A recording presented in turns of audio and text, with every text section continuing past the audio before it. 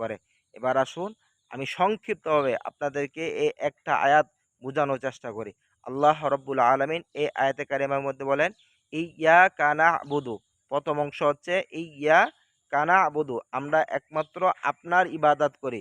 এখন আপনি ইবাদত করবেন, আপনার ইবাদত হওয়ার জন্য, আপনার ইবাদত আল্লাহর দরবারে ইবাদত হওয়ার জন্য অবশ্যই ২ টা জিনিস শর্ত।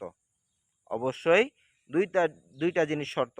আপনার ইবাদত আল্লাহর দরবারে ইবাদত হিসাবে হওয়ার জন্য আপনি যে কাজটা করতেছেন, যে দান করতেছেন, নামাজ পড়তেছেন, রোজা করতেছেন, হজ করতেছেন, যাকাত করতেছেন, মোট কথা কুরবানি আদায় করতেছেন, যা কিছু করতেছেন আপনার ইবাদত হওয়ার জন্য ২ টা জিনিস শর্ত। ১ নাম্বার হচ্ছে আল্লাহ তাআলার সন্তুষ্টি, আল্লাহ তাআলার রেজামন্দি হাসিল করার জন্য।